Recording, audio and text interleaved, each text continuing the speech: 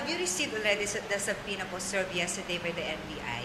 Yes, natanggap namin yung subpoena ng NBI and nilagay nila doon na they are investigating grave assault Yes. and Right. violations under Anti-terror. violations under the anti-terrorism law. So what's your...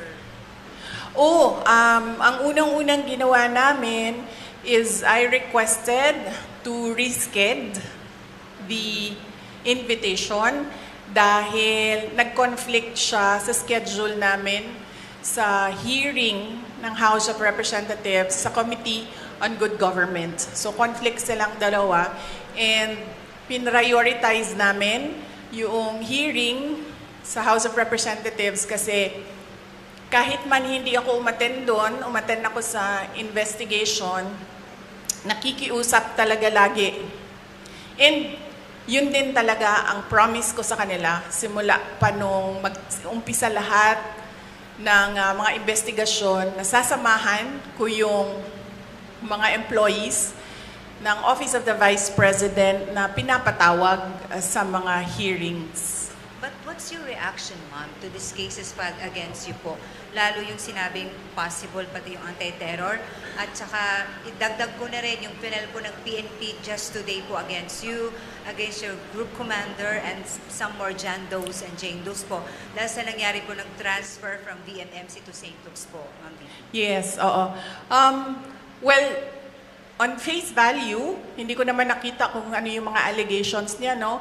Meron lang mga pinagpapasapasahan na cover noong complaints. On face value, it will not hold water.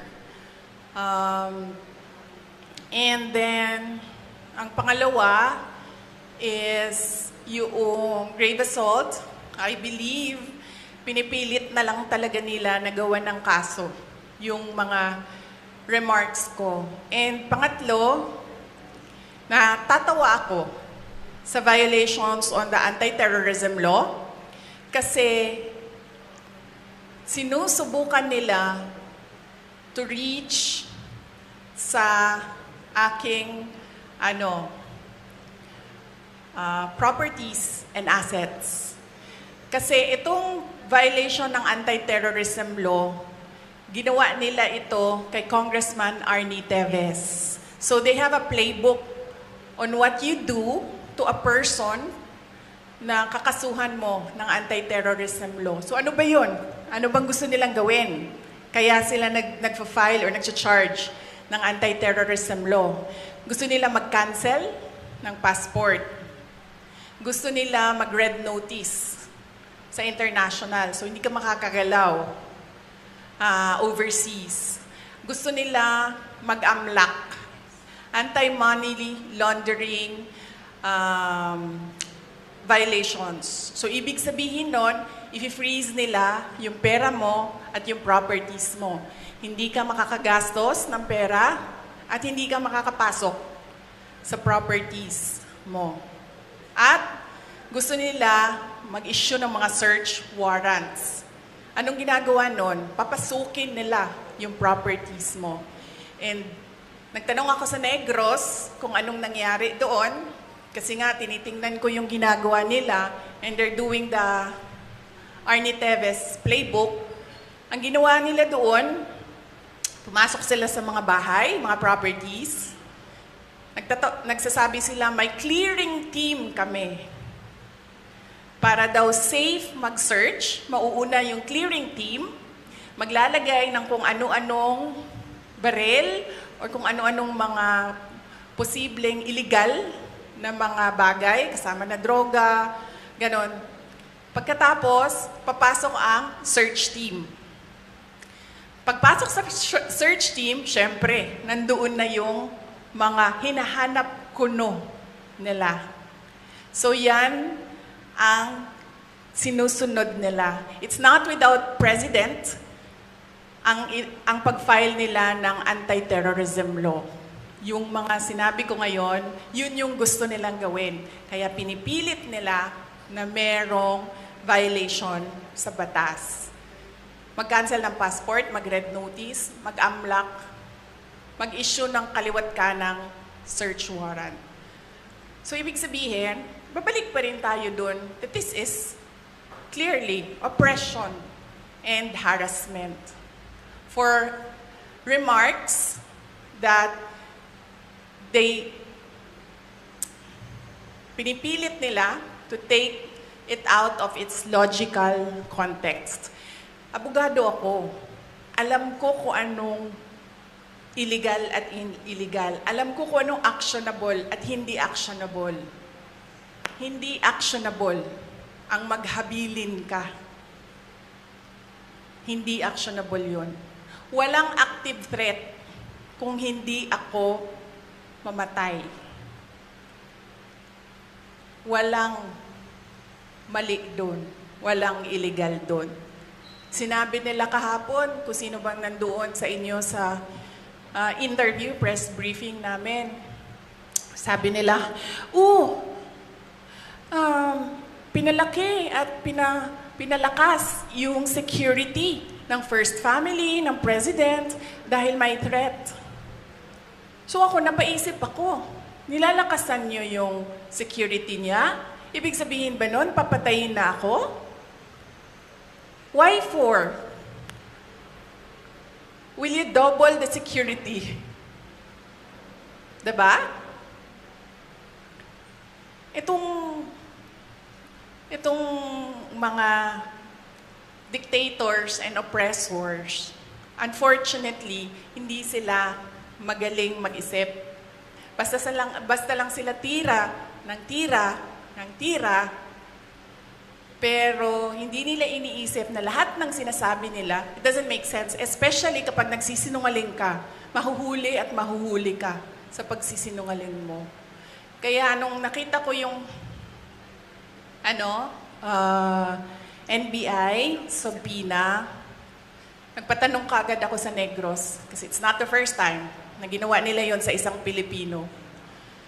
Sabi ko, anong nangyari sa Negros? Sinabi sa akin kung anong nangyari sa Negros. And sabi ko sa mga lawyers ko, yan ang gusto nilang gawin.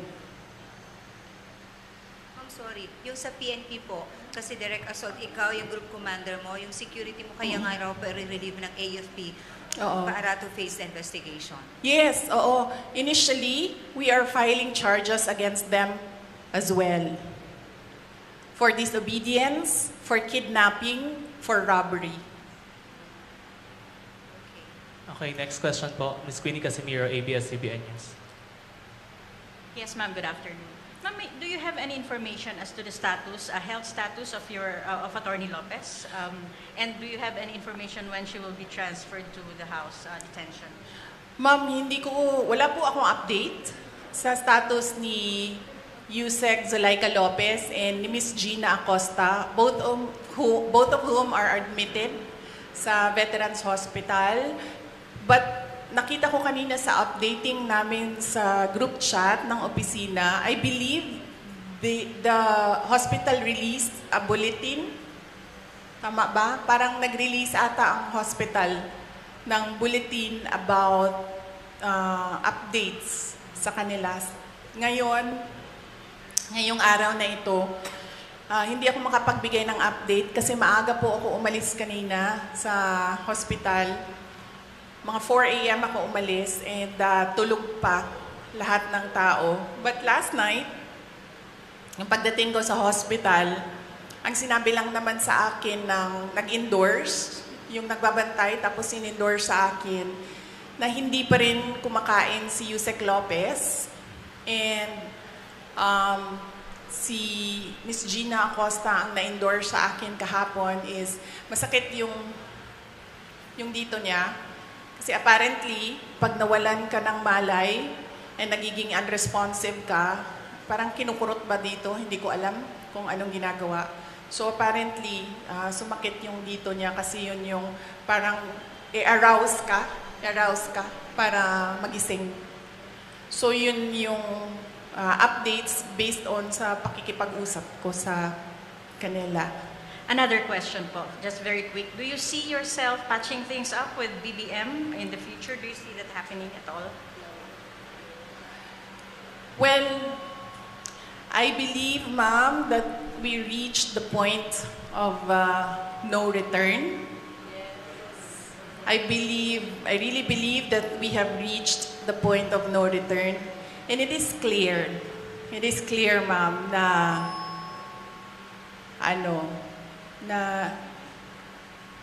parang they are really going after me. At gusto talaga nila akong tanggalin sa posisyon. And totoo talaga yung mga sinasabi ko na threats sa akin. Bago pa man nangyari yung kaguluhan sa House of Representatives noong nakaraang Friday, documented lahat ng threats sa akin, sa Office of the Vice President personnel, and even sa aking family. So, gusto kasi mag-Vice President ni Martin Romualdez. At hindi niya alam, ayaw ng mga congressman at ng mga senador na mag-Vice President si Martin Romualdez. At hindi niya alam na ayaw ng taong bayan mag-President si Martin Romualdez. Unfortunately, hindi maintindihan yon ni Martin Romualdez. Yun yung problema. Okay, next from Mirasol Mantaya sa RMN News Manila. Good afternoon, ma'am. Any reaction lang po, ma'am, sana sa mga pambabatikos or mga pahayag ni House Majority Leader at Zamboanga City District 2 Representative Manix Dalibe po ang laban sa inyo tungkol nga dito sa mga nangyayari ngayon? Well, hindi ko siya kilala, ma'am. So, huwag na tayong mag-comment sa sino ba yung, anong pangalan nun, ma'am? Manix Dalibe po, Congressman Manix Dalibe po. I don't know him. I'm sorry. It's difficult for me to give a comment about something na hindi ko alam kung ano sinabi niya, sir. At hindi ko po siya kilala. Next, Sir Marco Polo of Brigada News Zamboanga. Good afternoon, Ma'am Sara. Maliban po doon sa lumalabas na plano ng higher house or House of Representatives para ma-impeach ka, ma'am, ano po masasabi niyo doon? Well, they can always try na mag-impeachment. They can always, gumastos at magwaldas ng pera ng gobyerno para i-impeach ang Vice President. Kung yan ba naman ang gusto nila, magwaldas na naman ng waldas ng pera at pagtakpan ang kakulangan at pagsisinungaling ng administrasyon para lang hindi mapansin ng mga tao na maraming mga pangako ang napako ay babanatan at babanatan nila ako. And then they can try. And then let's see. Diba? If I get impeached, then that is my end. Tapos. Okay, thank you for that answer, ma'am. And for my last part, sa local front ng Zamboanga City and Zamboanga Peninsula, maliban po sa mga tulong na binigay niyo po tulad ng ayuda sa medical and other, ano po yung mga future na nakalaan po para sa Zamboanga Peninsula, lalo na po dito sa Zamboanga City? Apo, yes sir, thank you for the question. Nag-aantay kami ng final budget ng Office of the Vice President sa ilalim ng General Appropriations Act. Pero we are really not hopeful anymore kasi nakikita nyo naman kung gaano ka-intense yung gusto nilang pilayan ang Office of the Vice President. So, we're not hopeful. Kung meron mang budget, and then yung, kung ano man yung maibigay na budget, pagkasya namin, yung mga projects namin doon. Ang mangyayari nito, kunwari man, as an example, noon meron kaming 40,000 beneficiaries a year. siguro we'll reduce it to 10,000 beneficiaries a year. Ganun yung mangyayari. Ida-downsize yung mga projects. That is if kung merong pera para sa projects. Kung wala naman pong pera para sa mga projects, ang maiwan lang ay pambayad ng sweldo ng mga tao, ng mga employees ng Office of the Representatives, then dapat kayo magreklamo, taong bayan. Kasi nagsusweldo kayo ng mga tao tulad ko. May I just remind you, I have the second highest salary in the government, and yet wala akong gagawin kasi wala kaming projects. Magreklamo kayo. Bakit namin siya babayaran ng sweldo? Wala naman siyang project. Walang gagawin niyang babaeng yan. Hindi magtatrabaho yan kasi walang project. Diba? So yes, dapat kayong magreklamo niyan. Magbabayad kayo sa amin. Pero hindi kami magkakapagtrabaho dahil walang proyekto, walang budget. Last two questions. One from Mr. Chodiver Arquiza. Yes, good afternoon mo. Good afternoon po, Vice President. I am Theodore Arquiza from IFM News Zamboanga. Amidst all this, sa lahat ng mga nangyayari, yung sinasabi niyong harassment, yung ino-oppress kayo, and yet, nandito ka sa Zamboanga City, binisita mo yung basilan. Oo. Yes, Saan sir. po kayo humuhugot ng lakas as of the moment, Vice? Bakit patuloy po kayong lumalaban? Yes. Before ako pumunta dito, as you know, your former mayor in Zamboanga City, Ma'am Beng Climaco, is my friend, no? Exactly the same question ang tinanong niya sa akin kanina. Ako naman kasi, politiko ako. Yun din sinabi ko kay Ma'am Beng. Sabi ko, ikaw politiko ka rin eh. Ang dami mo ding pinagdaanan. Ibig sabihin, sanay kami sa ganyan, ang mga politiko. So, ibig sabihin, hindi ka na nasa stress sa ganyan. Ang problema sa akin is kapag nagkulang ang tulog at gutom, yun lang talaga yung nakaka-apekto sa akin. Kaya kailangan sa akin, kapag 3 araw na yung sunod-sunod na walang tulog, bigyan mo talaga ako ng 1 araw na mabawi ko yung 3 araw na tulog para nare-refresh yung pag-iisip. So, kung hindi mo ako pakainin say for 12 hours, dapat mo akong pakainin on the 13th hour. Otherwise, mainit na yung ulo. So, simple lang, sir. Kailangan lang ng tamang tulog at tamang kain. All the rest, wala na yan. Kaparte yan ng buhay ng isang politiko. Last one, ma'am. Reaction on the disbarment case na Opo. final against you? Yes, meron akong 3 disbarment cases. If you can remember, 2011, sa Sheriff, hindi pa tapos yun hanggang ngayon. May disbarment case ako doon. Tapos meron akong nabasa ko lang ito sa mga, sa mga group chat. So, hindi ko lang alam kung tama. Correct me. Tapos isang disbarment case sa pagtatapon ng bangkay. Tapos isang disbarment case sa revenge from the grave. No? So, yun. 3 yung... And may recent ata, ma'am. But let me clarify kasi yung 2, I've not read or I've not received the complaint. So, hindi ko masabi kung ano talagang nakalagay doon. Binabase ko lang siya sa news reports na lumalabas. Yung isa, binase ko sa announcement ng Supreme Court. And then yung isa, binase ko sa announcement ni Larry Gadon. Salamat. Thank you. Thank you, sir. One last follow-up from GMA7. Sorry. Grabe naman to si Mike. Minsan lang ako dito sa Zamboanga City. Time out daw. Time out. Yes, ma'am. Ma'am, follow up sa question on this bar. So what's your take on that, ma'am, na halos pinagsabay-sabay itong 3, tas meron pa raw parang pending na magpa-file pa po ng disbarment case against you pa rin po, VP? Oo. Well, kasama din yun, ma'am. Kasama din yung lahat na. Sa Bisaya pa, tira bahala. Tira bahala. Kung unsay mo dikit, maoy ko anon, may mo daog. Ano ba? So, babanatan natin siya. Tingnan natin dito kung saan yung tatama. Ana na siya. Ma'am, Last round. yesterday, isa pa.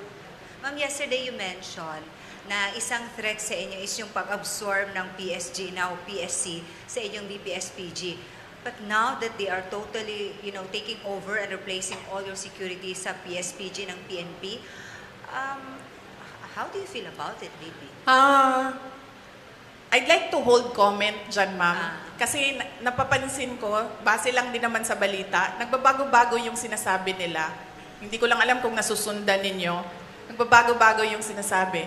Sabi, wala na daw ang AFP, pulis na lang. Ngayon, meron na naman daw ang AFP, pero papalitan nila at mga pulis na sabay. So, hindi sila nagpaplano ng maayos. Kaya nagbabago-bago yung sinasabi nila. Advice ko dito sa mga tao na ito, mupo muna kayo, magplano muna kayo bago kayo bumanat para hindi kayo nahuhuli na nagsisinungaling. Sa katudala, Sara Tulabi of FEBC. Pag gumaganyan ba ako, na aapektuhan yung sound? Okay. Good afternoon, VP. Since natanong na po yung isang tanong ko, ito na lang po. Sabi po ng PNP, wala silang information sa pagbabanta sa inyong buhay. Inireport nyo lang po ba ito officially, ngunit nasabi nyo hindi ito pinansin ng mga kinauukulan? Ma'am, nakakahiya sa buong mundo na ang Philippine National Police natin, who by the way has intelligence funds, hindi alam ang mga pangyayari sa ating bansa. Nakakahiya na meron tayong pulis na hindi nila alam ang threats sa Vice President. Nakakahiya yan, ma'am. Huwag sila magsasalita ng ganyan kasi nagpapakita yan ng incompetence ng Philippine National Police. Dapat dyan, kung ako po ay Presidente, Secretary ng DILG, Chief ng PNP, ang sagot dyan ay, let us sit down and investigate the alleged threats so that we will know if these are true or not. Yan ang tanong. Yan ang sagot dapat ng tamang tao. Yung tao na tama mag-isip. Yan ang sinasagot dapat. Hindi yung sinasabing, wala kaming alam ng mga threats. Nakakahiya na ang pulis, ganyan. So, ibig sabihin, ang dami nilang walang alam ng mga pangyayari. So, kaya pala, nagkanya-kanya na ang mga kriminal dahil walang alam ang kapulisan. Nakakahiya para sa Pilipinas na naririnig na ang pulis natin ganyan magsalita. Ms. RG Go, Daily Zamboanga Times. Last question po. Yes, BP, magandang hapon po. RG from Daily Zamboanga Times. I would just want to ask po, with what is happening, may satellite office po kayo na mga nagsera din po. No? So dito, ang satellite office nyo, hindi nagsiservisyo sa Zamboanga lang, pati sa Basilan, Sulu, and Tawi-Tawi. How will you, anong assurance nyo po na tuloy-tuloy yung serbisyo with what is happening now po? Yes, ma'am. Bago po ako sumagot, ma'am, may I just say, I love your color green ngayong hapon na ito. Sara siya, ma'am. Yes, ma'am. Halatang halata naman, ma'am. Oo. Wag, ma'am, kasi suspended ka na kaagad bukas, ma'am. Wag ka po mag-green. Suspended ka na bukas, ma'am. Sandali. Okay. Yes. Nagpapasalamat ako dahil nakapunta ako ng Zamboanga City ngayong araw na ito. At in person yung meeting namin ng satellite office lead sa Western Mindanao. Kasi papunta kaming there's about 40 minutes papunta doon sa Isabela City. So, 40 minutes papunta, nag-meeting kami. 40 minutes pabalik, nag-meeting kami. So, masaya ako dahil nagawa namin yon in person. Ang hirap din kasi talaga mag-meeting pag Zoom eh. At napag-usapan namin ni Mr. Mike Saavedra na malaki kasi malaki din kasi itong building na ito, malaki din ang renta dito, ma'am. Ang gagawin namin, lilipat kami sa mas maliit na lugar, mas mababa yung renta. So, napababaan na rin yun namin yung budget na kailangan gamitin. Tapos tutuloy-tuloy lang si Mike ng mga downsized na mga project. So, yun ang plans namin for Western Mindanao Satellite Office. Papaliitin namin, ma'am. Tsaka maghahanap kami ng mas mababang renta. Ma'am, very last question relayed by the OVP Media po. Baka may sagot po kayo sa sagot ni DA Secretary Chu Laurel tungkol sa 20 pesos bigas na remarks niyo po kay BBM versus BBM po. Ano ba sinabi niya? Pwede yung sanong sinabi ni... This is relayed by the OVP Media po. Yung baka may sagot daw po kayo regarding sa sagot ni DA Sec Chu Laurel tungkol sa 20 pesos bigas remarks niyo po versus BBM. Anong sinabi niya? Hindi ko alam. Sorry Hindi ko alam kasi. Anong sinabi ni... Hindi ko alam. Wala. Sorry, hindi rin namin. Ma'am? Sorry. Ang sabi po niya ay matalino naman siya, di ba? Iba yung panahon noon at ngayon. Pag-aralan niya muna bago magsalita. Okay. Yes. Tama naman siya doon. Matalino talaga ako.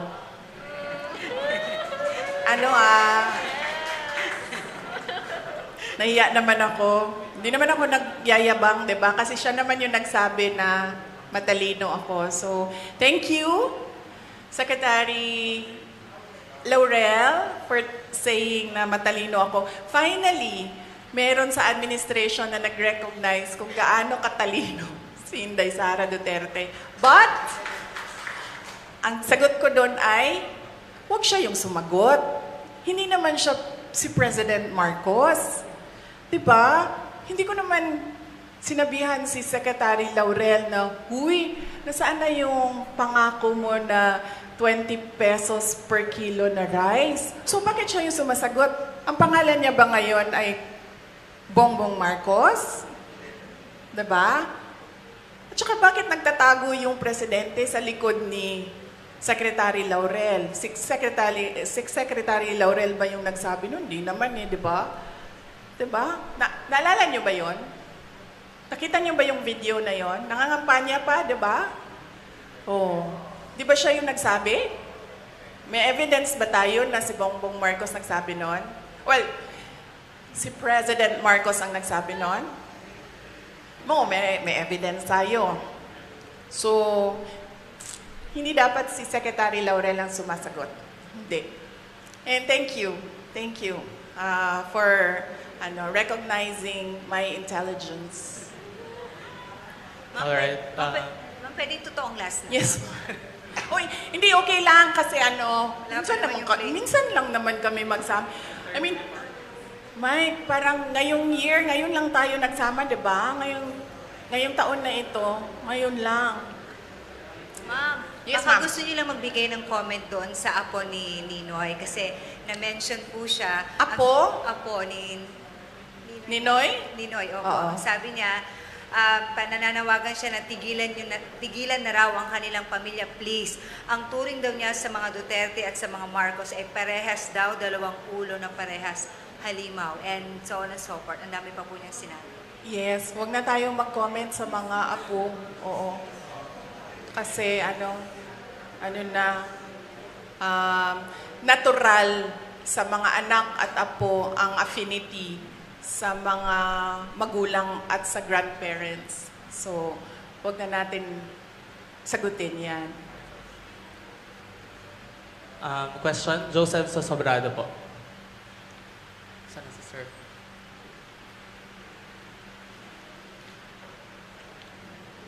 Wala. Any more question? Meron pang isa dito. From Maymay Maravilla. Wala na. Magtanong pa kayo. Kasi nakakapagod yung biyahe. Tapos, walang tanong. Yes, yes, ma'am. So, good afternoon po, VP. What is the Vice President Sara Duterte's current stance on supporting specific political groups or candidates in Zamboanga City as the 2025 elections approach? Considering Congressman Manix Talipe, the majority floor leader is Sino backed yun? by the administration po. Okay. So, at the moment, no, there was an initial meeting with senator candidates of the PDP party. And I am not a member of PDP. They've been trying to recruit me, and I've been telling them that I have to think about joining a party because right now I am enjoying that I am free and I don't have to answer to a political party. And I don't have to toe the line of a political party. So I have to think about that. But I told them that I can help you strategize on what to do.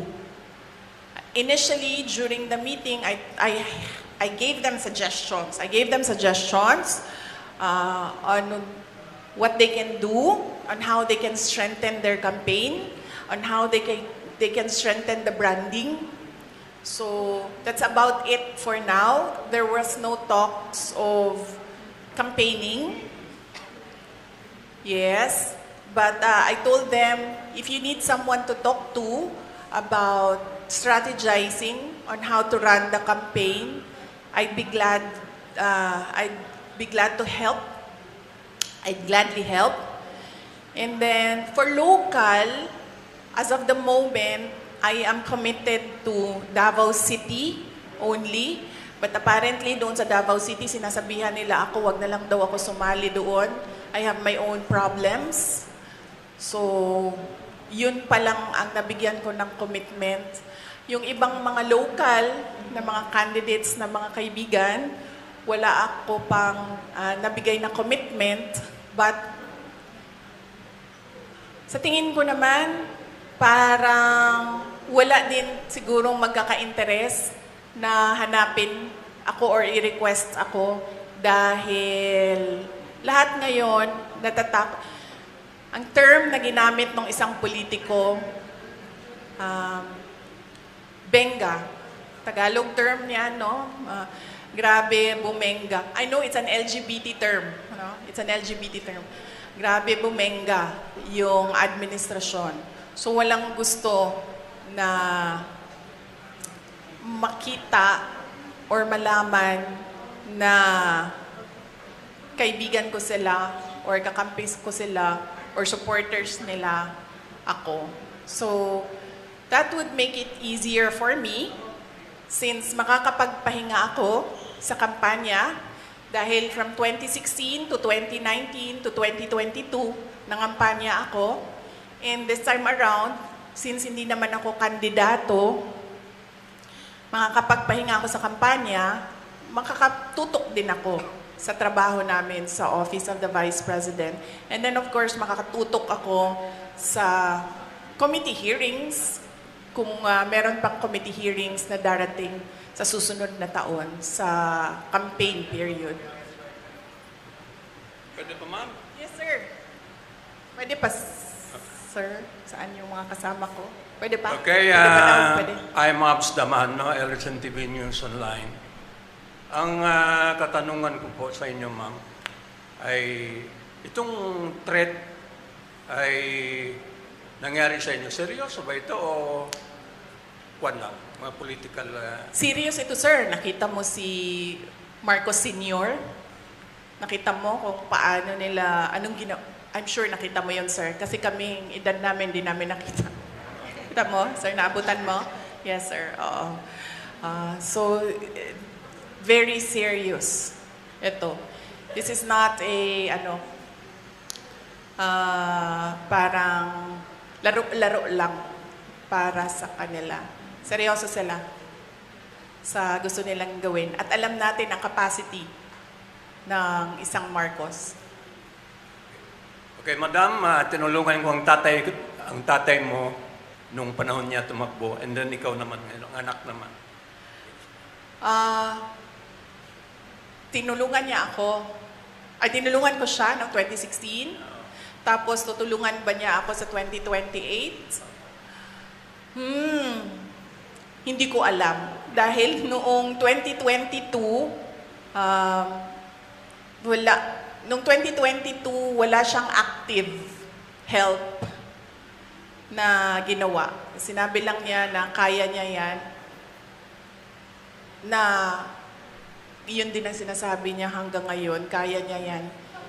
So heartwarming, no? Pag ang magulang mo, ganyan lang yung sinasabi, kaya mo yan.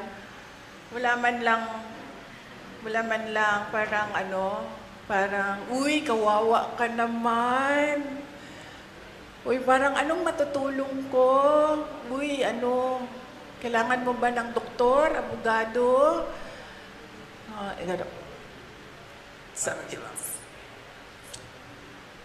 Sige po. Heartwarming kung ganyan yung concern ng magulang mo. Yes. Another question from my end, ma'am. Yes, ma'am.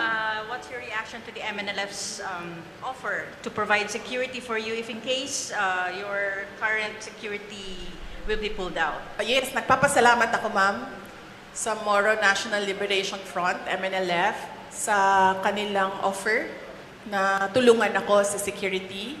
But right now, meron na akong mga kaibigan na gumagawa ng paraan kung paano gawin ang aking security in case na magkakaproblema talaga kami with the Armed Forces of the Philippines, particularly the unit ng Presidential Security Command.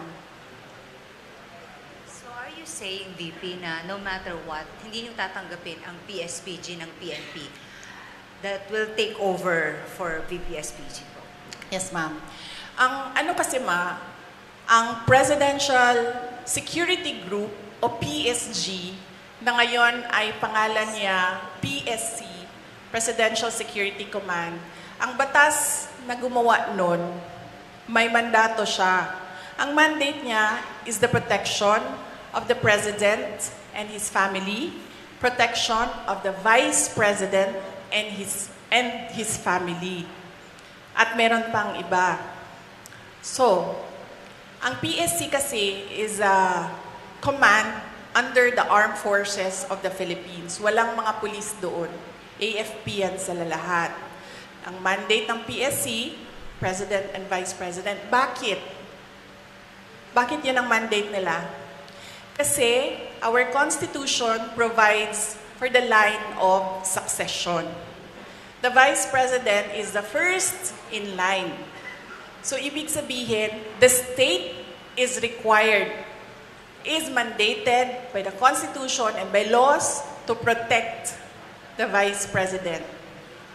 Kasi pag nawala ang presidente, siya yung susunod. Kaya pinoprotektahan din siya. Kasi siya yung reserve. Kasi pag hindi mo pinoprotektahan ng reserve mo, wala ka ng reserve. Ang gagawin yan, pipili sila doon sa mga members ng Congress. O, pabalik na naman tayo kay Martin doon. So, baka nga ganun yung gusto nilang gawin, no? Hindi na sila masusunod sa Constitution para na that is something I have to think about again as well. So, yun. The PSG, now PSC, is a unit of the Armed Forces of the Philippines. Its mandate, President and family, Vice President and family. Why? Because there is a line of succession. You need to protect your reserve. Wala doon sa usapan ang Philippine National Police. Ma'am, super last po from OVP Media. Based on the DBM COA Joint Circular, OVP and DepEd violated a rule on confidential funds when you allowed security officers to handle them instead of special dispersing officers. What's your reaction? Sorry ulitin mo yung tanong. Based on DBM COA Joint Circular, OVP and DepEd violated a rule on confidential funds when you allowed security officers to handle them instead of special dispersing officers. What's your reaction po? Sino nagsabi? based ma'am sa DBM COA Joint Circular. Kaya nga, sino nagsabi nung nabase doon ay may violation? This is question from Sir JC from OVP Media po. I'll ask po. Oo, but someone has to have said kung balikan nyo na Sige, lang balikan yung natin. tanong. Last one from Mr. Chodiver Arquiza. Good afternoon again, ma'am. Balikan ko lang yung local, no? On a local front. I can see former Mayor Beng Climac po nandito Oo. ngayon. And it is a public knowledge na nung last election, isa siya or kundi siya lang yung bukod tangi talaga na pinakita yung suporta sa'yo bilang sa pagtakbo ng Vice President. And now she is running under a group na kumbaga kalaban ng sinasabi niyong hindi niyo kilala na kongresista. Oh, kilala ko si Kimmer. So since nandun si Mayor Beng sa grupong yon, is it safe to say na kung mag-endorse po kayo ng candidate locally, of course, kasama dyan si Mayor Beng at yung kasama ba yung buong partido niya at yung kalaban ng sinasabi niyong hindi niyo kilala for Mayor. Thank you po. Oh, okay. Yes. Sige. Well, kung meron pa mang value ang words ko dito sa Zamboanga City at meron pang mga tao na ay, nakalimutan ko, sir. Tama. I'm sorry. Kaya pala ako hindi na mag-endorse dahil nung last endorsement ko, anong nangyari? Sinasabi sa akin ng mga tao na budol sila. Hindi, Sara, nabudol kami dahil sa iyo. Kung saan man ako pumupunta, yun ang sinasabi sa akin. Kaya pala ako nagdesisyon noon na hindi ako mag-endorse. But, let me just say that nakita nyo ang track record ni Mayor Beng Climaco noong siya ay mayor. Nakita nyo ang kanyang mga accomplishments. Ngayon, mayor siya noon ngayon vice mayor ang kanyang tinatakbo. So easily, kung magagawa niya ang pagiging mayor, easily, she can do the work, the duties, and the mandate of a vice mayor. Dahil nakatutok lang yun sa legislation So, kung kaya niya ang executive, lalong-lalo na nakaya niya ang legislative. Dahil napaka one track ang trabaho ng legislator. Gagawa ka ng batas. So, on that point, the voters should think about that. Her achievements, accomplishments as mayor, and her capacity na mag-vice mayor. Lagi kong sinasabi ngayon, ano bang dapat iniisip ng mga tao ngayong darating na ang eleksyon? Unang-una, pangako. Huwag na kayong maniwala sa pangako, Pag sinabi ng tao, ito ang pangako ko, i-check nyo muna. Yung mga pangako ba niya noon? Tinupad niya ba? Check nyo. Ano ba yung mga pangako niya noon? Natupad ba yon? So dapat ba naming paniwalaan yung pangako niya ngayong eleksyon na ito? Pangalawa, huwag magpadala sa vote buying. Ang vote buying ngayon, legal na, hindi na illegal. AKAP, AIX, MAIP, tupad, at kung ano-ano pang tinatawag na ayuda. Nagiging legal ang vote buying. Bakit nagiging legal ang vote buying? Dahil kontrolado siya ng mga politiko ngayon. At meron silang kota-kota sa pamimigay ng ayuda. So yan yung sinasabi ko, yan yung proof ko na nagiging legal na ang vote buying na tinatago sa pangalang ayuda. At pangatlo, hindi dahil gikan yan sa pamilya ng mga politiko, tulad ko, hindi dahil galing yan sa, may tatay yan na mayor, may kapatid yan na governor, may anak yan na congressman, hindi dahil galing yan sa political dynasty ay ibig sabihin, magaling ng kalibre niyan. Huwag ninyong iboto ang isang tao dahil lang sa nakaapelido niya ang gusto nyong kandidato. So yan ang paalala ko ngayong darating na eleksyon. check promises, tanggapin ang ayuda kasi pera ng bayan yan, pero huwag magpadala sa vote buying. Pangatlo, huwag bumoto dahil kaapelido o dahil nasa political na pamilya yung kandidato. Bumoto kasi chinek nyo yung mga promises niya at chinek nyo yung kakayahan niya. Tulad ng sinabi ko ngayon, nakita natin ang 9 years ni Mayor Beng, ibig sabihin, alam natin na kakayanin niya ang pagiging vice mayor. Ma'am, going back po, from Sir Bons Magsumbol of Rappler pala po, he's asking for your reaction based on a DBM COA joint circular. OVP and DepEd daw po violated a rule on confidential funds when you allowed security officers to handle them instead of special dispersing officers. Reaction Yes. po.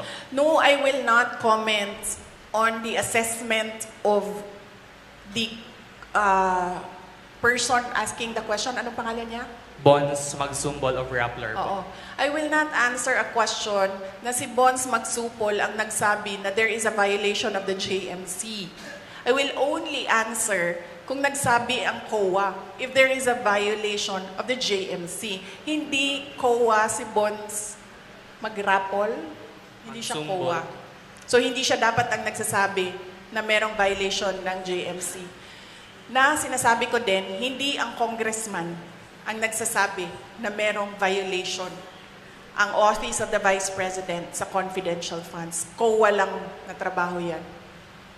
Alright, thank you so much everyone. Here ends our press briefing. Maraming this salamat. afternoon. Thank you. Magandang hapon.